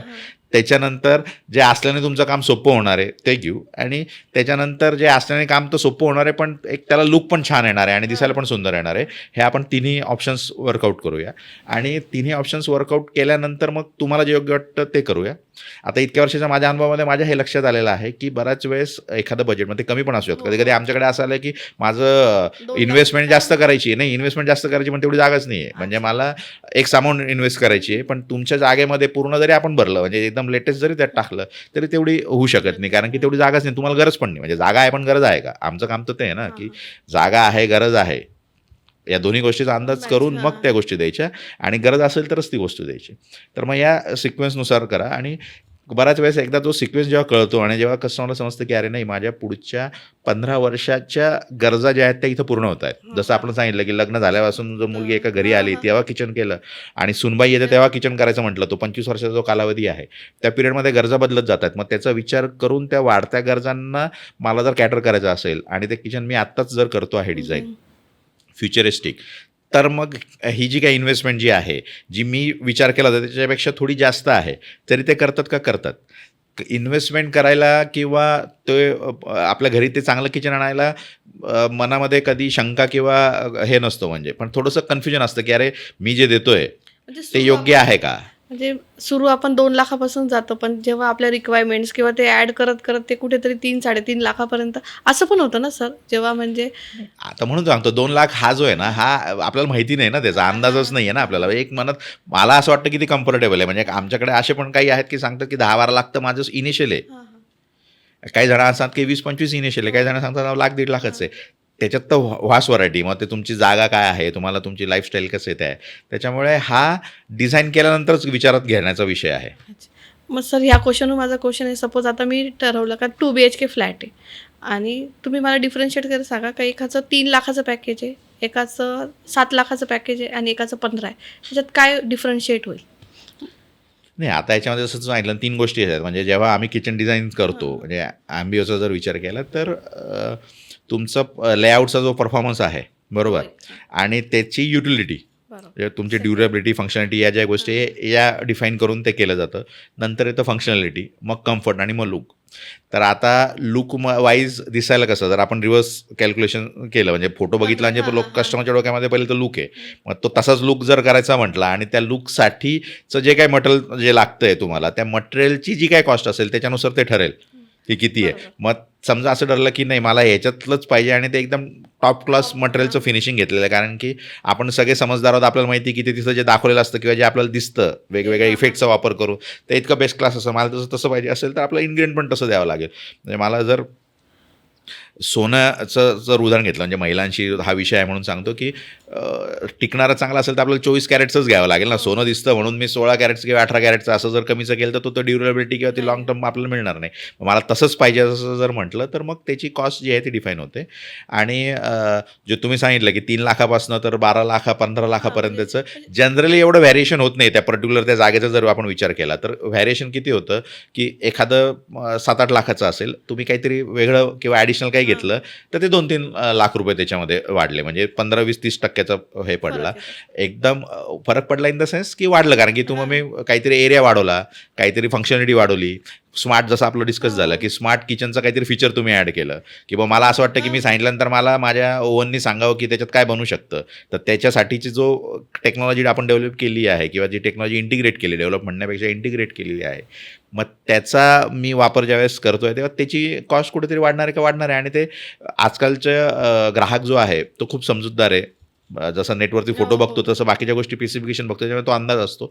फक्त कसं होतं की तो जो करणारा व्यक्ती जो आहे, म्हणजे जो किचन ॲडवायझर आहे किंवा ज्या कंपनीकडनं ते करतायत त्या कंपनी ते मला ते डिलिव्हर करू शकते आणि ती माझ्याकडनं योग्य मला चार्ज करते, हे जर त्यांना समजलं तर ते नक्की ते घेतात. म्हणजे मला तुमच्या एक्सपिरियन्समध्ये असं सांगाल का, तुम्ही ना 3 एका वेळेस किचन इंटेरियर केले आणि तिघांची कॉस्टिंग वेगळी आहे, पण मग तुम्हाला काय वाटतं, म्हणजे रिक्वायरमेंट ह्या तिन्ही याच्यात कवर होतातच ना? हां, आता रिक्वायरमेंट आहेत ना 3 प्रकारच्या असतात. एक जे आहे की माझी काम करताना जी रिक्वायरमेंट आहे ती. दुसरी माझं जे सोशल स्टेटस आहे त्याची. आणि तिसरी आहे की माझी लायकिंग आहे. हां, बरोबर. म्हणजे या तिन्ही गोष्टी वेगवेगळ्या आहेत. म्हणजे मला असं असू शकतं की म्हणजे पर्सनली म्हटलं तर मला एकदम प्रीमियम गाडी आवडू शकते, बरोबर. बरोबर. एखाद्याला त्याच्यापेक्षा प्रीमियम आवडू शकते, हां. एखाद्याला त्याच्या खालची आवडू शकते. तिघांनी एका वेळेस गाड्या घेतल्या, तिन्ही मित्र आहेत. कम्फर्टनुसार. पण मग त्याची कॉस्ट वेगवेगळी आहे ना. कारण की काय झालं की या तिन्ही गोष्टी वेगवेगळ्या आहेत. म्हणजे घर शेजारी शेजारी असलं शक्य आहे. अरे आमच्याकडे तर असे उदाहरणं आहेत की आम्ही 2 भावांचे 3 भावांचे शेजारी शेजारी किंवा वर खाली म्हणजे 1 फ्लोअर बंगला होता, नंतर तो तोडला आणि 1 फ्लोअर 1 फ्लॅट असं 2,500-3,000 म्हणजे 5,000 स्क्वेअर फुटाचं 1 फ्लोअर 1 फ्लॅट भाऊ राहील, एकत्र पण राहील पण वेगवेगळे पण राहू अशा कन्सेप्टमध्ये जर केलं तर तिन्ही किचन्सचे डिझाईन वेगळे होते. तिन्ही किचनचा प्रेफरन्स वेगळा होता, म्हणजे लेआउट वेगळा होता, फिनिशिंग वेगळं होतं आणि त्याचं इन्व्हेस्टमेंट जी होती ती पण वेगळी होती. अच्छा. कारण की तिथली जी महिला आहे हां. आणि त्या महिला नुसतं महिला नाही ना, मग ते हजबंडची पण वेगळी असू शकते ना. काहींना किचनमध्ये काम करायला आवडतं, हो, हो. काही म्हणतात मी किचनमध्ये येणार नाही पण मी सांगितलं की मला वेगवेगळं खायला आवडतं. काहींचं असं असतं की सोशल नेटवर्क असतं की किटी पार्टीज असतात, माहिती. बिझनेसचे मीट्स असतात, गेट टुगेदर असतं, फ्रेंडचं येणं जाणं असतं, काही ठिकाणी काही नसतं. किंवा काही काहींची यंग मुलं असतात तर त्यांचे कुकिंगमध्ये इंटरेस्ट असतो. हां, मग असे हे जे 3 जर एकाच वेळेस करण्यापेक्षा एकच 3 भावांचे मी जरी केले तरी तिन्ही वेगवेगळे आहेत. कारण की या 3 प्रेफरन्स वेगळे आहेत. पण रिक्वायरमेंट आणि हे असेबिलिटी सर्व तिन्ही रिक्वायरमेंट 3 प्रकारचे आहेत ना, की मला सोशल काय आहे, पर्सनल काय आहे. पर्सनॅलिटी हां, म्हणजे इंडिव्हिज्युअल इंडिव्हिज्युअलवरती डिपेंड आहे. सर आता जसं आपण पहिले बघायचो का फोटो दाखवून अरे ॲज इट इज नाही म्हणजे मला पण कुठे बघायचं तर 3Dच बघायचं. 3D असलं का म्हणजे ॲज इट इज असतं किचन. पण खरंच ते रिअल लाईफमध्ये तसंच आहे का? 3D दिसतं ते ॲक्च्युअल तसंच किचन होतं. आता 3D हा जो आहे ना, हा आउटपुट आहे. हं. आपण काय करतो त्याचा तो आउटपुट आहे. आणि जसं तुम्ही सांगितलं की बिईंग एक ग्राहक म्हणजे तुमच्या नजरेतून जर मी ते बघितलं तर आता मी डे अँड नाईट आम्ही तेच काम करतो त्याच्यामुळे आम्हाला ते 3Dचं एवढं महत्त्व नाही. तुम्हाला ते का बरं आहे, ते ॲक्च्युली आउटपुट आहे आणि तुमच्या दृष्टीने आउटपुट काय की मला हे असं मिळणार आहे म्हणून आहे. पण 3D हे नेहमी रिप्रेझेंटेशन असतं. या तुम्ही बघतात कशावरती, तो स्क्रीनवरती बघतात ना. कलर जो असतो तो स्क्रीनवरती बघतात. तुमच्या स्क्रीनमध्ये वेगळा दिसतो, माझ्या वेगळा दिसतो. हां, त्याच्यात तुम्हाला काय बघायचं आहे की ओव्हरऑल मी जो लेआउट डिझाईन केलेला आहे, जो मला पेपरवरती दिसलेला आहे म्हणजे आयसोमेट्रिक ड्रॉईंगमध्ये किंवा 2D ड्रॉईंगमध्ये जो दिसतोय, ते माझ्या घरामध्ये कसं दिसेल आणि साधारणतः रंग कसा दिसेल, मग साईडच्या भिंतींचा रंग कसा असेल ते करत ते असेल. मुव्हेबल असतं त्यामुळे ते असं कनेक्ट हां, पण तो एक रेफरन्स म्हणूनच वापरला पाहिजे. तसंच्या तसं जे आहे ते शक्य होत नाही कारण की ते तुम्ही स्क्रीनवर बघताय. आपलं घर 10 बाय 10चं आहे. आपण ते मोबाईलवरती किंवा याच्यावरती 19 इंचच्या स्क्रीनवरती बघतो. जरी त्याला 2D असलं, लेटेस्ट टेक्नॉलॉजी असलं, आमच्याकडे लेटेस्ट टेक्नॉलॉजी आहे. म्हणजे आम्ही त्याच्यात हेवीली इन्व्हेस्ट करतो की 10-10, 12-12 लाखाचे सॉफ्टवेअर्स आमचे जे की हे बनवतात. म्हणजे आजकाल त्या पद्धतीची टेक्नॉलॉजी इव्हॉल्व झालेली आहे आणि प्रत्येक डिझायनर करतो. ॲम्बिओमध्ये ते आहेच आहे. पण हे रिप्रेझेंटेशनसाठी it is for representation purpose की हे असं येईल का, हे असं येणार आहे तुमच्याकडे. त्याच्यामुळे 3D हा परत सांगतो की आउटपुट आहे. जे दिसतं जे दिसणार आहे तुम्हाला ते तुमच्या लेआउटवरती फार महत्त्वाचं आहे की तुम्ही ते कशा पद्धतीने घेतलं. सर तुम्ही आता सजेस्ट कराल का म्हणजे जे व्ह्यूवर्स पाहताय का टॉप 3 गोष्टी जे तुम्ही किचन इंटेरियर करताना किंवा डिझाईन करताना मस्ट म्हणजे तुमच्या ॲडवायझरला सांगायला पाहिजे का तुम्ही डोक्यात ठेवायलाच पाहिजे. असे कम्फर्ट पण असेल, रिक्वायरमेंट पण कव्हर होईल, प्लस लक्झरियस पण दिसेल. म्हणजे ग्राहकाने त्यांच्या किचन्सचे जे ॲडवायझर आहेत त्यांच्याशी त्यांना काय सांगितलं पाहिजे. त्याच्यापेक्षा मी असं म्हणेल की त्यांनी स्वतः करताना काय करणं आहे. म्हणजे सांगितल्यानंतर तो ॲडवायझर्स तर तो करतोच की बरं ठीक आहे की या पद्धतीने. तर तुम्ही प्रेफरन्स जो आहे तो परफॉर्मन्सला दिला पाहिजे की हे रोज आज घेतलेले वस्तू पुढचे 15 वर्ष रोज परफॉर्म करणार आहे का. आपण रोज जेवणार ना किंवा रोज म्हणजे ते पाहिजेच आपल्याला, ते गरजेचं आहे. पण ते रोज परफॉर्म करणार का, ते तसंच परफॉर्म करणार का, हे महत्त्वाचं आहे. असं एक्झाम्पल द्याल ना म्हणजे कशात म्हणा तुम्ही म्हणजे आता कसं आहे की वेगवेगळे असतात, ड्रॉवर्स असतात, मेकॅनिझम असतात, लिफ्टअप्स असतात, हे असतात. हा एक सॉफ्ट क्लोजिंग ते रोज होतं आहे का. त्यानंतर जो लेआउट आहे म्हणजे जसा तुम्ही आपण वर्किंग ट्रायंगल म्हणजे गोल्डन ट्रायंगलचा विचार केला ते आहे. स्टोरेज मला जे करायचं आहे, माझी जी मुवमेंट जी आहे ते आत्ता मला फक्त दिसतंय म्हणून मी घेतलं आहे, पण एक 10 वर्षानंतर माझं वय पण वाढणार आहे ना. मग त्या दृष्टीने मी स्टोरेज वर खाली मी करून म्हणजे आत्ता जसं आहे तसं ठेवा, पण अशी फ्लेक्झिबिलिटी मी ठेवलेली आहे का ते स्टोरेज किंवा पोझिशन चेंज केल्यानंतर मला जास्त फिजिकली त्रास न होता एक्सरसाइज किंवा असं दमल्यासारखं न वाटता मी ते करू शकतो का, हा विचार एक करून तुम्ही करा. दुसरं की तुम्ही ज्यावेळेस त्याच्यात काम करता आहात तेव्हा तुम्ही त्याच्यामध्ये इन्व्हॉल्व व्हा. हां म्हणजे फक्त ॲडवायझरवर किंवा नाही ॲडवायझरचं ऐकायचं आहे तुम्हाला. इन्व्हॉल्वमेंट म्हणजे की ते जे सांगतोय ना ते त्याचं समजून घ्या. अच्छा अरे नाही हे सांगतोय आणि मग याच्यामुळे समजा त्याचा जर कॉस्टवर इफेक्ट येणार असेल तर बऱ्याच वेळेस लोक असं होतं, म्हणजे आमच्या इंटरॅक्शन करते जाणवतं, नंतर त्यांना कळतं की तुम्ही आम्हाला चांगलं सजेस्ट केलं, अरे पण मी आज माझे 2-5 हजार रुपये वाढणार आहेत म्हणून हा मला सांगतोय आणि मी ते घेतलं गेलं पाहिजे का किंवा नाही घेतलं पाहिजे का, तर असं नाही करायचं. हा एक महत्त्वाची गोष्ट आहे की ही लक्षात ठेवायची आणि ती इन्व्हॉल्वमेंट जी आहे ते. आणि दुसरं की नुसतं लुकला नाही जायचं, जसं म्हणजे परफॉर्मन्स महत्त्वाचा आहे, लुक आहे का, लुक तेवढाच महत्त्वाचा आहे, पण लुकपेक्षाही तुम्हाला ते रोज वापरायचं आहे. एकदा 9चे 9 दिवस आपण जे म्हणतो की ते होऊन गेलं, एखादी वस्तू तुमच्याकडे आल्यानंतर ती रोज काम कसं करते, ती परफॉर्म करते का, त्याच्यावरती ते डिपेंड आहे. म्हणजे मी आज गाडी घेतली किंवा मी फोन घेतला, तो खूप छान आहे, पण तो जर त्याचं बेसिक फंक्शन मला जे अपेक्षित ते जर करत नसेल तर तो उपयोगाचा नाही. तेच किचनला पण लागू आहे. आणि किचन तर अशी गोष्ट आहे की ती तुम्ही लगेच उद्या बदलू नाही शकत, ती ना बॅक होते ना काय होते, ते बदलायचं म्हटलं तर त्रास पण खूप आहे. तर या गोष्टी लक्षात घेतल्या पाहिजे. आणि सेम मग मला वाईस वर्सा सांगाल का, म्हणजे 3 गोष्टी जर तुम्ही ॲज अ क्लायंट असेल तर 3 गोष्टी ह्या करायलाच नको, एक जे तर लोकं करतात मिस्टेक. हां, एक तर फक्त फोटोच्या मागे लागायचं नाही की जे फोटोमध्ये दिसतंय तसंच पाहिजे आणि हे असंच दिसलं पाहिजे, त्याच्या नाही, कारण की ते दिसणं जसं मी सांगितलं का काय केलं पाहिजे, त्याच्याच विरुद्ध जे आहे ते काही नाही केलं गेलं पाहिजे की ते नाही केलं पाहिजे. दुसरं, जेव्हा मी म्हणतो की एंगेज व्हा, तेव्हा तुम्ही फक्त ऑब्झर्वर किंवा क्रिटिक नाही राहिलं पाहिजे. ऑब्झर्वर म्हणजे काय की असंही 2 ते 3 ॲडवायझर्सला भेटलं पाहिजे, म्हणजे वेगवेगळ्या लोकांना तुम्ही भेटलं पाहिजे. एकाशीच तुम्हाला तो व्ह्यू क्लिअर होत नाही, कारण की तुमचं कोण तुम्हाला काय सांगतं आणि तुम्हाला काय क्लिक होतं त्याच्यावरती डिपेंड आहे. पण ते ऑब्झर्व करणं किंवा नुसतं क्रिटिक करणं असं करू नये, त्याच्यात ती इन्व्हॉल्व व्हावं, की जे करू नये त्याचं रिपीटचं जे आहे की ते तुम्ही त्याच्यामध्ये इन्व्हॉल्व व्हा. आणि दुसरं महत्त्वाचं की ज्यावेळेस तुम्ही ते इन्व्हेस्टमेंटचा गोल ठरवतो, जसं तुम्ही विचारलं की अरे 2 असतं मग ते 3 होतं, 3चं 5 वाजता होतं, ते होत नाही. तुमच्या गरजा किंवा तुमच्या जागेची ती डिमांड असते, बरोबर. तर त्याचं ओपनली ॲनालिसिस करावं, म्हणजे त्याला रिजिड न राहता त्याला फ्लेक्झिबिलिटी जर तुम्ही ठेवली तर तुम्हाला निर्णय घेणं सोपं पडतं. अच्छा. आणि ते मग असं वाटत नाही कुठे मी स्टार्ट केलं होतं आणि यांनी कुठे नेलं, असं म्हणजे आपल्याला पण समजतं का तो कॉस्टिंग कशामुळे वाढते. नाही, वाढायचा प्रश्नच नाहीच ना. म्हणजे मी तुम्हाला इथं याला क्लिअर हे करेल या शब्दाला, जी ठरलीच नाही ती वाढेल कसं काय, कमी कसं काय होईल. अच्छा. ठरलीच नाही ना, वाढेल केव्हा, एखादी गोष्ट वाढते केव्हा की तिचा एक बेंचमार्क ठरला आहे, त्याच्यावर गेली तर वाढली, खाली गेली तर खाली गेली. तुमच्या डोक्यात एक रँडम नंबर आहे, तो नंबर आहे आणि तो परत चेंज होतो, म्हणजे तुम्ही कुठल्या स्टेजला आहे तो आहे ना.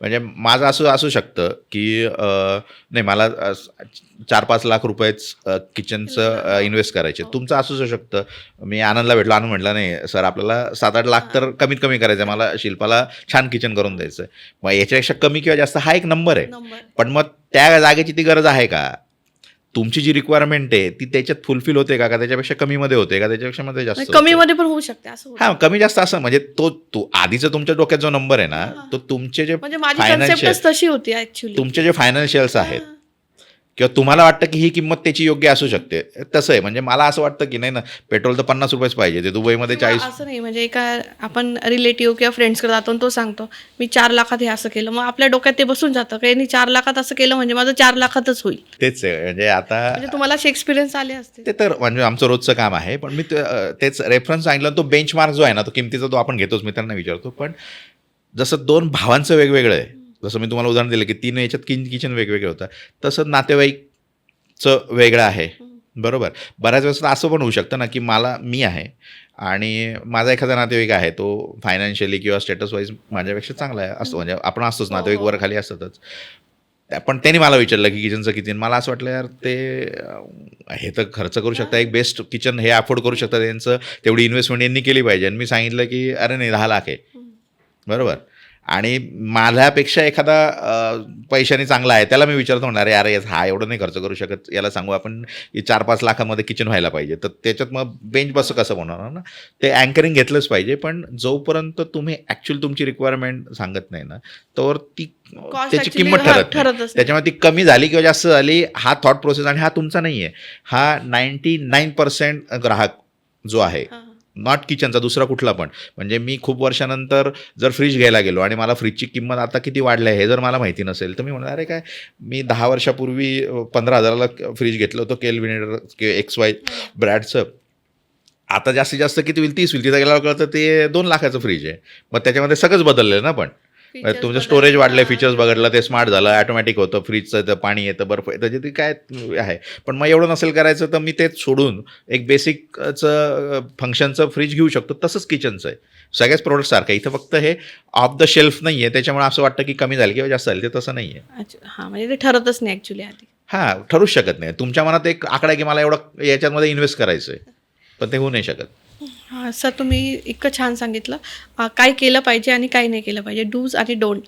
सर आता आपण बऱ्याचदा सांगतो का जेव्हा बिल्डरकडे जातो तेव्हा किंवा ॲडवायझरकडे जातो तेव्हा ते सांगतात की इथे चिमणी ही डक्टिंग पाहिजे किंवा आता नवीन आले का ते सांगताय चिमणी आहे पण नॉट डक्टिंग. त्याच्यातला डिफरन्शिएट काय आहे आणि कोणतं घेतलं पाहिजे? आपण डूज अँड डोंट मधलं जे तुम्ही म्हटलं की एक गोल्डन रूल जर फॉलो केला, डज अँड डोंट एवढं लक्षात ठेवण्यापेक्षा की फक्त एकच करायचं की मी हे जे किचन करणार आहे ते पुढचे 15 वर्ष मला वापरायचं आहे आणि रोज वापरायचं आहे. म्हणजे एकदा घेतलं आणि ठेवून दिलं असं नाही, ते रोज वापरायचं आहे.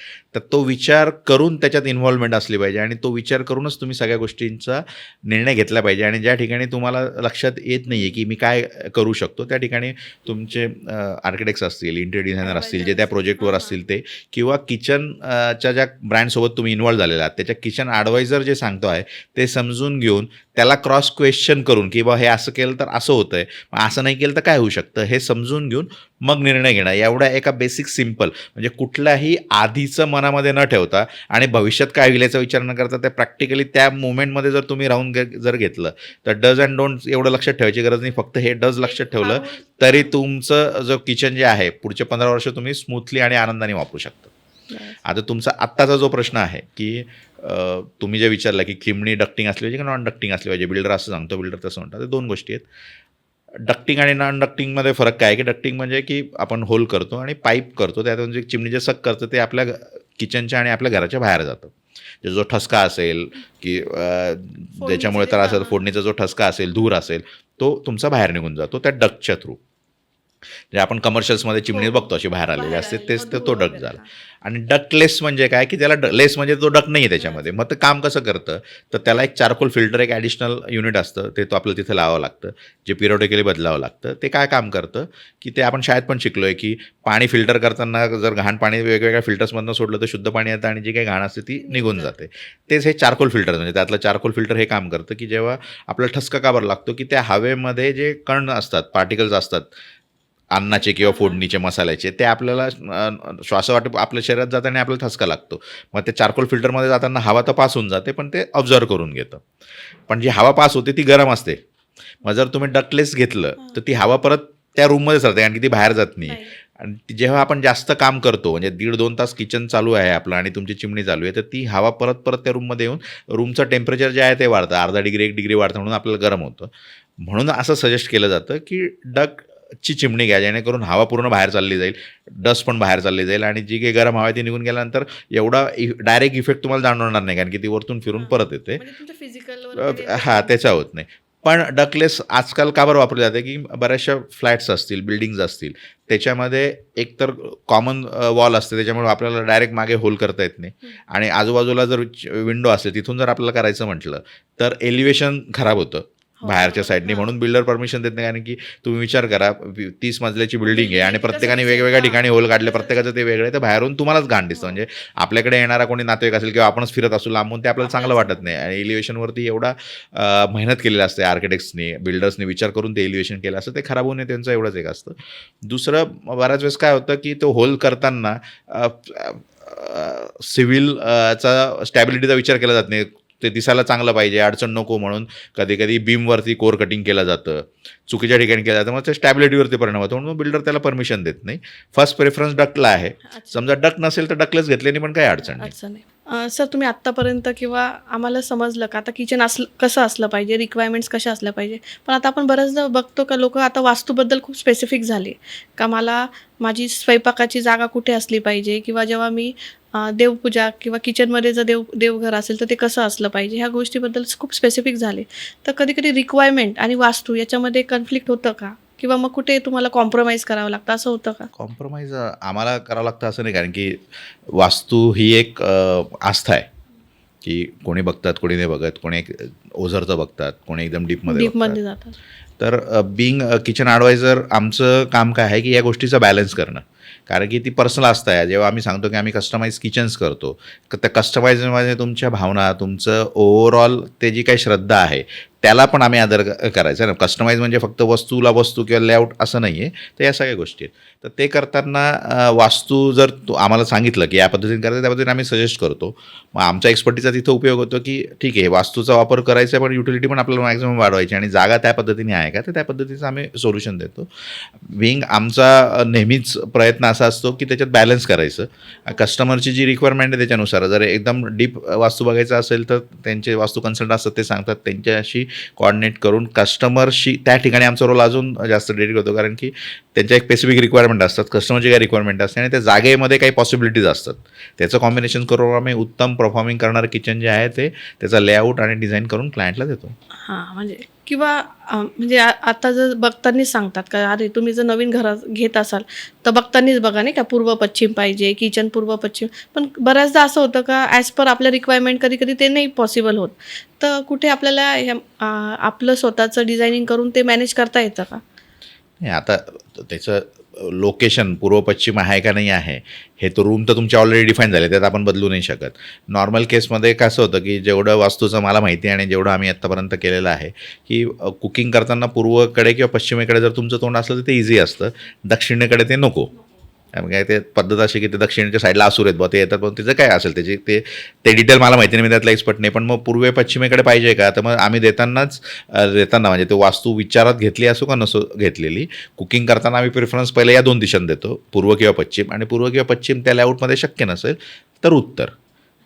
त्याच्यामुळे ते आमच्या साईडने ते आहे किंवा जनरली पाण्याचे पोझिशन कुठल्या साईडला असली पाहिजे हे आम्हाला इतक्या वर्षाच्या अनुभवाने माहिती आहे, कारण की आम्ही बऱ्याचशा प्रोजेक्ट्सवर काम केलेलं आहे. तर त्याच्यानुसार ते बेसिक ढोबळ जे ठोकताळे असतात त्याच्यानुसारच आम्ही देतो. म्हणजे नाही बघितलं आणि नंतर कधी कधी असं होतं की आत्ता बघत नाही, नंतर काहीतरी आयुष्यात अडचण येते 2-5 वर्षानंतर, मग आपण त्याला रिथॉट करतो. त्यातल्या बेसिक गोष्टी ज्या जाणत्या अजाणत्यापणे आम्हाला शक्य आहे ते आम्ही करतो. क्लायंटनी नाही विचारलं तरी तुमच्या एंडनी त्या तशा असतात. Basic जनरली वस्तू असतात. आम्ही ते करतो.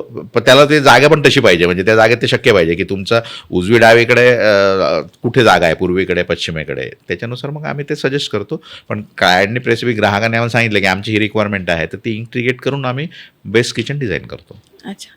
सर माझा एक असा क्वेश्चन होता का बरेचदा आता आपण बघतो का लोकांचं 3 वर्षाचं शिफ्टिंग असतं, 3 वर्ष स्पेसिफिक लोकेशनला जाऊन ते स्टे करता. पण कुठेतरी पहिल्या घरात त्यांना मॉड्युलर किचन किंवा किचन ट्रॉलीची याची सवय असते आणि आता शिफ्टिंग झाली, तिचे ट्रॉली नाही, ते रेंटनी राहतात. तर तुम्ही काय सजेस्ट करा, जर रेंटनी राहताय तर किचन हे मॉड्युलर करायला हवं की नाही? आता डिपेंड्स. पण कसं आहे की जितकं मी बघितलेलं आहे आणि आम्ही तसे प्रोजेक्ट करत असतो, म्हणजे वर्षभरामध्ये कमीत कमी 50-60 प्रोजेक्ट आमचे असे होतात की ते घर जे आहे ते रेंटनी जाणार आहे. पण जनरली जो टेनंट असतो, म्हणजे जो भाड्याने राहतो तो त्याच्यात इन्व्हेस्ट करत नाही. जे भाड्याने देतात, जे घर भाड्याने देतात, म्हणजे जे घर मालक असतात ते त्यात इन्व्हेस्ट करतात. मग त्यावेळेस त्यांचं असं असतं की अरे भाड्याने द्यायचं आहे, मला स्वतःला वापरायचं नाही आहे, तर मी कमीत कमी आणि एकदम बेसिक किंवा 2-3 वर्ष चालेल असतं. तर त्याला आम्ही सजेस्ट करतो की उलटं करा. त्याला जर उद्या मेंटेनन्सची गरज पडली तर भाडेकरू तुम्हाला फोन लावणार आहे आणि आज 2-3 वर्ष एक भाडेकरू आहे, त्याच्यानंतर तो बदलणार आहे, बरोबर. तर तुम्ही करतानाच खूप जास्त त्याच्यात पैसे खर्च करू नका, पण वस्तू अशी द्या की त्या भाडेकरूला तिथं मेंटेनन्स होणार नाही आणि तो मेंटेनन्सचे पैसे तुम्हाला द्यावे लागणार नाही, ते इझिली होईल. त्याच्या बेसिक गोष्टी ज्या आहेत त्या आम्ही सजेस्ट करतो त्यांना. आणि एक स्पेसिफिकली मी असं म्हणू शकतो की त्याच्यामध्ये आमचं एक स्पेशलायझेशन झालेलं आहे. नॉर्मली भाडेकरू म्हटलं की त्याचं आम्ही म्हणतो की नाही, थोडंसं जे तुम्ही 100 रुपये समजा खर्च करणार असेल तर तुम्ही 110-120 खर्च करू शकतात का, असं खर्च करा जेणेकरून रिपीटेड तुमचं नंतरचं काम वाचेल. कारण की बऱ्याच वेळेस असं होतं की बाहेरगावचं घरमालक असतो, तो इथं नसतो, ते रिसोर्सेस नसतात आणि भाडेकरू त्याला त्रास देतो. भाडेकरूचं म्हणणं असतं की मी पैसे तुम्हाला व्यवस्थित पाहिजे, कारण की मी याचं पण तुम्हाला भाडं देतो, तो पण बरोबर आहे, मालक तिथे नाही आहे, तो पण बरोबर आहे. मग त्याच्या ठिकाणी आमच्यासारखी एजन्सीने जर चांगलं प्रोडक्ट त्यांना दिलं, सजेस्ट केलं अनुभवातून, आणि तिथं पण आम्ही परफॉर्मन्स लक्षात ठेवूनच डिझाईन करतो, तर ते इझी पडतं दोघांनाही. आणि कुठेतरी तुम्ही रेंटनी जरी देताय तर चांगलं घर गेलं तर ऑब्व्हियसली तुम्हाला पण आउटपुट चांगलं येणार आहे. म्हणजे असतं ना काही काही लोकांचं असतं का ते रेंटकडे नाही बघत, पण त्यांना एक सवय असते का एक स्पेसिफिक स्टँडर्डमध्येच आपल्याला राहायचं असतं, असं असतं, तर ते त्याला मॅच होऊन जातं. हां, म्हणजे आपलं म्हणजे आपण जर आपल्या संस्कृती म्हणजे भारतीय संस्कृतीचा जर विचार केला कराल तुम्ही, तर तुम्ही ज्या भावनेने देतात त्याच भावनेने तुमच्याकडे येतं असं आपण म्हणतो, हो. बरोबर. तर तुम्ही भाडेकरू जरी असलं तरी तो विथ फॅमिली राहणार आहे, त्याचा रोज वापर करणार आहे या दृष्टीने, आणि चांगलं दिलं तर समोरचा वापरणार पण चांगला वापरतो. आमचे असे उदाहरणं आहेत की जे भाडेकरू भाड्याने घेतात ते पण चांगलंच वापरतात, चांगलं कारण की वापरतात. ते तिथं राहणार आहेत ना 2-3 वर्ष, ती त्यांची वास्तू आहे, हो. जरी मालकी नसली तरी आज त्यांचं वास्तव्य आहे. ती वास्तू पुरुष त्यांना जे काही आहे ते करते, आशीर्वाद देते किंवा त्यांच्याकडे बघते, ते पण चांगलं वापरतात. तर दोघांचा विन विन सिच्युएशन होतं. आणि जे काही पैसे त्यांनी इन्व्हेस्ट केलेले आहेत त्या भाड्याने देताना फर्निश करण्यासाठीचे, त्याचं रिटर्न पण चांगलं मिळतं. म्हणजे कुठेतरी आपल्या घराशी एक एनर्जी असोसिएटच असते. म्हणजे आपण बाय डिफॉल्ट म्हणजे ते तुम्ही राहता ते. म्हणजे असतं ना, आपण ऑफिसून किती थकून आलो पण आपल्या घरात आल्यानंतर आपल्याला जी पॉझिटिव्ह वाईब्स भेटतात किंवा आपल्याला जे रिलॅक्स आहे ते वेगळ्याच लेवलचं असतं, ते कुठे भेटतच नाही. सर असं होतं का कधी कधी, सपोज ना एक घर इंटेरियर करायचं किंवा डिझाईन करायचं आहे आणि तिथले 4 लोक येतात आणि 4ांचे एक्सपेक्टेशन हे वेगळे वेगळे, तर मग त्या केसमध्ये असं होतं का एक एक घेऊन तुम्हाला असं सजेस्ट कर का सर मला ह्या टाईपमध्ये पाहिजे, तुम्ही तसं नाही, तर तुम्ही यांचं कॉन्फ्लिक्टला कसं मॅनेज करतात? त्याच्यात आम्हाला काही करायचं नसतं. आम्हाला ज्याने ज्याने इनपुट दिले, बरोबर, ते इनपुट आम्ही रिसीव्ह करतो. बिईंग ॲडवायझर ते इनपुट्स घेणं आमचं परम कर्तव्य आहे, ते आम्ही पूर्ण करतो. आणि त्या इनपुट्सनुसार आम्ही त्यांना जे आउटपुट देतो, म्हणजे जो रिप्लाय देतो किंवा जो रिस्पॉन्स देतो, तो असा असतो की ओव्हरऑल त्या डिस्कशनमध्ये आम्हाला कळतं की बेसिकली यांची लाईफस्टाईल कशी आहे, बरोबर. त्याच्यानुसार आम्ही सोल्युशन देतो. दुसरं असं पण असतं की कधी घरामध्ये वापरणारा वेगळा असतो, त्याच्यासाठीचं इन्व्हेस्टमेंट करणारा वेगळा असतो, पण त्याचा निर्णय घेणारा वेगळा असतो. हे जे तुम्ही म्हणतात हे असं होतं. मग त्यावेळेस आमचं प्रेफरन्स असा असतो की जो वापरणारा आहे त्यालाच्या कलेने जास्तीत जास्त ते करावं, आणि जे निर्णय घेणारे आहेत म्हणजे की पण नाही हे याच पद्धतीने घ्यायला पाहिजे, म्हणजे आपण डिसिजन मेकर त्यांना म्हणतो की त्याचे प्लस मायनस जे आहेत ज्या दोघांच्या डिसिजनचे आम्ही समजून सांगतो. आणि अल्टिमेटली सगळ्यांचा उद्देश तोच असतो की हे Comfort. 15 वर्ष मला परफॉर्म केलं गेलं पाहिजे, पण व्ह्यू वेगवेगळे असतात, मग त्याला मॅनेज करणं हे काम आमचं असतं. ते आम्ही आमच्या फीडबॅकने आणि ते देऊन देतो. आणि बऱ्याच वेळेस याला दुसरं असं सोल्युशन असतं की जेव्हा 2 ते 3 मीटिंग्स होतात त्या डिस्कशनच्या, तेव्हा जे काही शंका असतात त्या तो समोरचा हे म्हणतोय त्याचं काय बेनिफिट होणार आहे हे जवळ समजत नाही, एकदा ते समजायला लागलं त्याचे बेनिफिट्स की तेच सेटल होतात. आम्हाला त्याच्यात काही करावं लागत नाही, आम्हाला फक्त पेशन्स ठेवून त्यांना ऐकावं लागतं आणि त्याला त्याचं सोल्युशन्स द्यावं लागतं, आणि ते आम्ही करतो. म्हणजे ॲट द एंड सर्व एकाच पॉईंटवर ते सहमत होतात. हां, कारण की घर एक आहे ना, आणि अल्टिमेटली इच्छा पण एक आहे, फक्त तिकडे जाण्याचे रस्ते वेगळे आहेत त्यांचे, मग त्याच्यासाठी वेळ द्यावा लागतो, तो आम्ही देतो. सर आता आपण सर्व किचनचं ऐकून घेतलं, आता मला ॲम्बिओ काय सर्व्हिसेस देतात आणि कसं क्लायंटला सॅटिस्फाईड करतात आणि त्यांचे रिक्वायरमेंट्सला कसं फुलफिल करतात याच्यावर जाऊ. सर मी जर हा क्वेश्चन विचारला, कार्पेंटर वर्सेस मॉड्युलर वर्सेस ॲम्बिओ, तुम्ही याला मला डिफरन्शिएट येऊन कसं एक्सप्लेन कराल? आता हे कम्पॅरिझन जे आहे त्यात कार्पेंटरचं जर म्हटलं तर तो कॉस्ट ऑप्टिमाइज करू शकतो, हे ट्रेडिशनली करत आलेले करतात, पण तिथं एक लिमिटेशन्स आहेत की त्यांना टेक्नॉलॉजिकली लिमिटेशन्स आहेत, इन्स्टॉलेशनचे लिमिटेशन्स आहेत. मॉड्युलरचं म्हटलं तर मॉड्युलरचे सोल्युशन आहेत, म्हणजे अदर दॅन ॲम्बिओ पण ऑप्शन्स आहेतच Options मार्केटमध्ये मॉड्युलरचे. पण मग तिथं ओव्हरऑल तुमचा एक्सपिरियन्स, तुमचं टीमचं स्ट्रक्चर कसं आहे, कशा पद्धतीने तुम्ही त्याला अप्रोच करतात, तो एक फरक पडतो. की मला एक मॉड्युलर किचनची एक रिक्वायरमेंट आलेली आहे आणि आज ती मला फुलफिल करायची आहे आज कुठल्याही एनी गिवन पॉईंट ऑफ टाईमला, म्हणजे मला अशी रिक्वायरमेंट आहे म्हणून मी असं प्रोडक्ट देतो आहे, तर ते मॉड्युलरचा अप्रोच झाला. आणि ॲम्बिओचा अप्रोच जो आहे तो पूर्णपणे वेगळा आहे. आम्ही असं समजतो की हे किचन जे आहे हे तुमची पुढच्या 15 वर्षाची कमिटमेंट आहे, जी तुम्ही स्वतःला करतात. म्हणजे ग्राहक स्वतःला कमिट करतो की अरे मला असं किचन हवं आहे आणि आम्ही ते डिलिव्हर करतो, बरोबर. तर ते डिलिव्हर करताना तुमच्या सगळ्या लाईफस्टाईलचं समजून घेऊन, म्हणजे इंटरॅक्शन भरपूर होतात की तुमचं इवन किती लोक आहेत, त्याचं तुमच्या सवयी कशा Living आहेत, style कशी कुकिंगचं कसं आहे ते आम्ही समजून घेतो. काही डायरेक्ट प्रश्न असतात, काही ऑब्झर्वेशन असतं. ऑब्झर्वेशन detailing मध्ये वर कळतं ना जास्त, की हां. काही गोष्टी आपण डायरेक्ट विचारू शकत हो. नाही किंवा ते त्याचं उत्तर पण समोरच्याला देता येत नाही, पण ते समजून येतं की कशा पद्धतीने आहे. आणि ते अप्रोच करून पुढचे 15 वर्ष रोज ते किचन डिलिव्हर करेल परफॉर्मन्स, म्हणजे रोज तसंच चालेल. हे करण्यासाठी आम्हाला जे जे काही करायला लागतं, मग ते डिझायनिंग असेल, सर्व्हिसिंग असेल, पूर्ण प्रोसेस असेल, त्याच्यावरती आमचा फोकस असतो. म्हणजे डिटेलिंगवर जास्त आपण हां, ते करणं म्हणजे आपण गरज म्हणतो ना, पडतं. एकदा पाया भक्कम झाला का मग वरती आपण तर ते ऑन पेपर जे मॅक्झिमम करायचं, नंतर ते एक्झिक्युशन आहे, बरोबर. त्याला पूर्णपणे आम्ही ते करतो. असं ॲम्बिओ हे डिझाईन प्रोसेसला कसं व्हॅल्यू ॲड करतं आणि किती व्हॅल्यू ॲड करतं? हां, तर व्हॅल्युएशनमध्ये म्हणजे आमचं असं म्हणणं आहे की जे दिसतं, बरोबर, ते तर आउटपुट आहे. बरोबर. व्हॅल्यू कशात आहे की तुमचं समजून घेणं. म्हणजे तुमचं लाईफस्टाईल कशी आहे, तुमच्या घरामधलं ओव्हरऑल काम करण्याची पद्धत कशी आहे. म्हणजे शाळेमध्ये जर जाणारे मुलं असतील, ऑफिसला जाणारे तरुण असतील आणि वयस्कर घरामध्ये असतील, तर किचनचं ऑपरेटिंग वेगळी आहे. सगळेच मोठे असतील आणि सगळेच कामावर जात आहात तर त्याचं ऑपरेटिंग वेगळं आहे.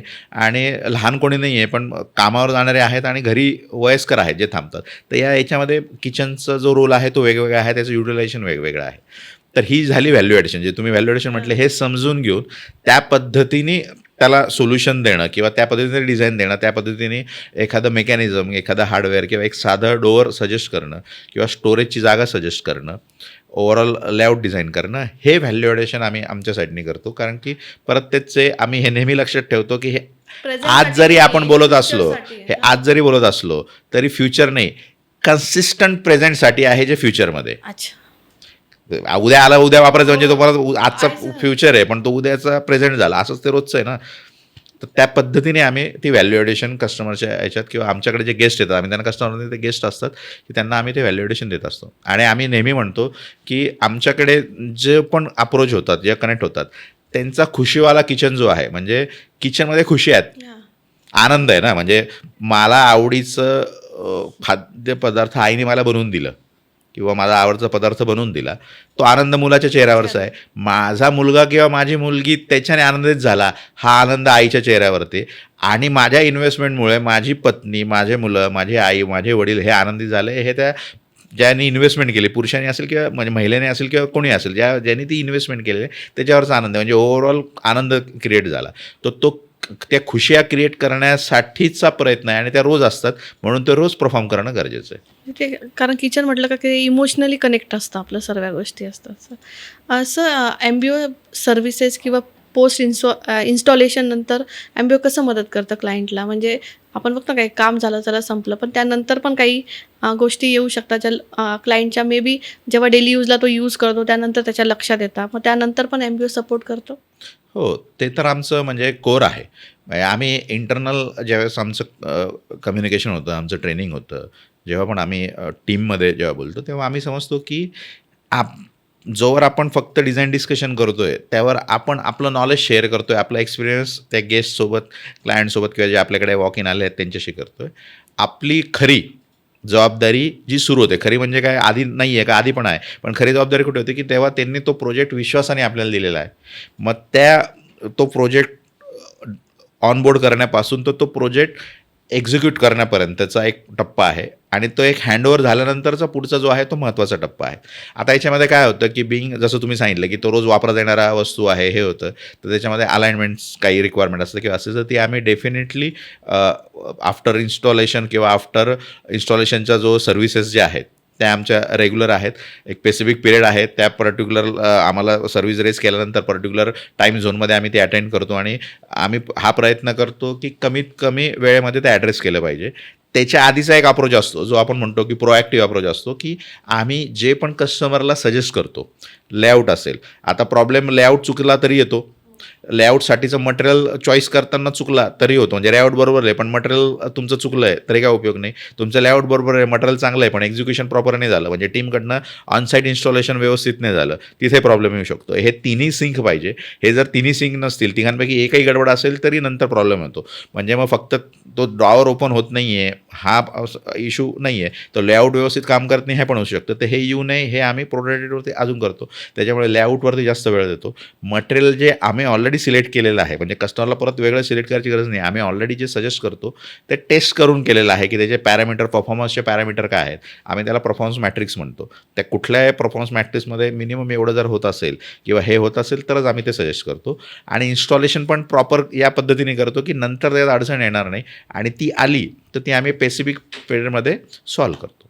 सर तुम्ही इतके छान पद्धतीने इतके डिटेलिंग सांगताय का मला असं वाटतं मी सुद्धा आता कोणाला ॲडवाईस करू शकते किचन इंटेरियरबद्दल.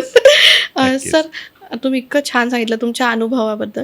सर मला आता 17 वर्षात असं एक मुवमेंट आला का लाईफ चेंजिंग किंवा तुमच्या एक क्लायंट करताना तो अजून पण आठवणीत येणं काहीतरी डिफरंट होता? तर लाईफ चेंजिंग असं म्हणणं आहे की लाईफ टचिंग किंवा हार्ट टचिंग असे मोमेंट्स खूप आहेत. पण एक उदाहरण द्यायचं म्हटलं तर आम्ही किचन केलं, असंच इंटरॅक्शन झालं की आमचं अशी रिक्वायरमेंट आहे, असं आहे, या पद्धतीने करायचं आहे.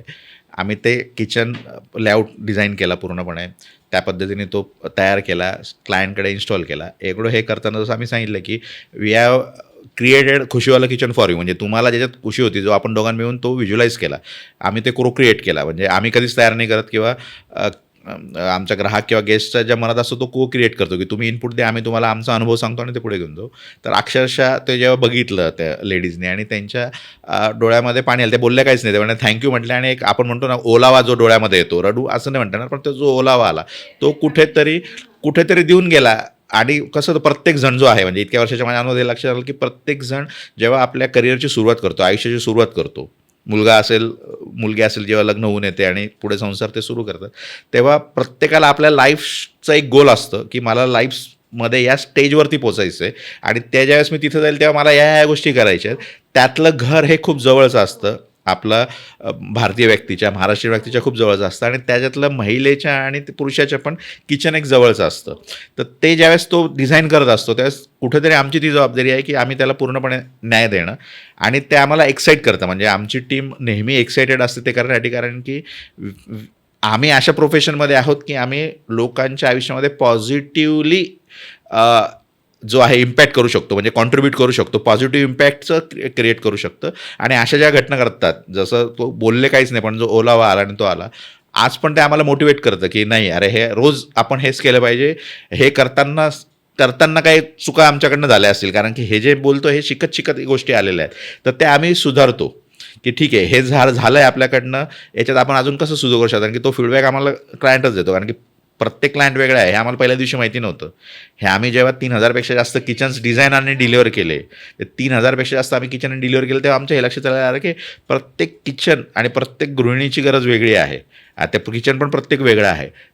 तर मग त्यात ॲडॉप्शन करत, शिकत, ॲक्सेप्ट करत की अरे हे आपल्याला शिकायचं राहिलं किंवा हा अँगल आपण बघितला, ते करत इथपर्यंत आलं. आणि तो एक खूप म्हणजे प्राईड मोमेंट आहे. मी ज्या व्यवसायात मी जो निवडला आहे, मी विचार करून नव्हता निवडला, पण ओघाने इथं आलो आणि इतक्या छान पद्धतीने आम्ही आणि आमची टीम करतोय की तो एक प्राईड मोमेंट आहे की आपण पॉझिटिव्ह इम्पॅक्ट जो आहे तो जो पण आमचा ग्राहक आहे त्याच्या आयुष्यामध्ये आम्ही करू शकतो. सर बरोबर आहे, तुम्ही एकदम छान बोललात. म्हणजे आपल्या कामाची पावती ॲक्च्युली इथूनच येते, जेव्हा लोक ते इमोशनली एक्सप्रेस करतात. ती म्हणजे आठवण राहून जाते आपल्या आयुष्यात आणि कुठे मोटिवेट करते आपल्या पुढे जायला. सो एक रॅपिड फायर राऊंड आहे, तुम्हाला एक शब्द याच्यातला चूज करायचा आहे. ओपन किचन, ट्रेंड की लाईफस्टाईल? हे रॅपिड फायर हे देऊ शकत नाही. ओपन किचन हे जे आहे ना, हा लाईफस्टाईल डिसिजन आहे. तुम्ही रॅपिड फायर म्हटलं तरी थोडंसं पुढे जातो, एक्सप्लेन करू शकता सर? की हे लाईफस्टाईल डिसिजन आहे. ओपन पाहिजे का क्लोज पाहिजे. जर मला येणं जाणं जास्त आहे, मला पार्टीज आवडते किंवा माझी जागा अशी आहे की ओव्हरऑल आमचं घराचं कल्चर असं डेव्हलप झालेलं आहे की ओपननेस चालतो. आणि काही जणांचं असं असतं की नाही, म्हणजे किचनमधला जो पसारा किंवा कल्चर असं असतं की महिला त्यांच्या असतात, पण जनरली त्या ओपन याच्यात येत नाही. तर त्या चॉईसनुसार जे आहे ते, पण तो डिझाईन डिसिजन नाही आहे, हे नक्की तो लाईफस्टाईल डिसिजन आहे. तो जरी डिझाईनचा असला तरी डिझाईन हा डिसिजन नाही घेऊ शकत. लाईफस्टाईल तुमची कशी आहे तो डिसिजन तो घेईल. ग्लॉसी फिनिश, प्रीमियम की मेंटेनन्स? परत ते की ना ते प्रीमियम आहे किंवा ना ते मेंटेनन्सचं आहे. कुठली पण गोष्ट जी तुम्ही वापरतात ती तुम्हाला क्लीन करावी लागते. क्लिनिंगला जर आपण मेंटेनन्स म्हणत असू तर ते म्हणजे तो शब्द चुकीचा आहे. त्याच्यासाठी व्यवस्थित क्लीन केलं तर चांगलं राहतं.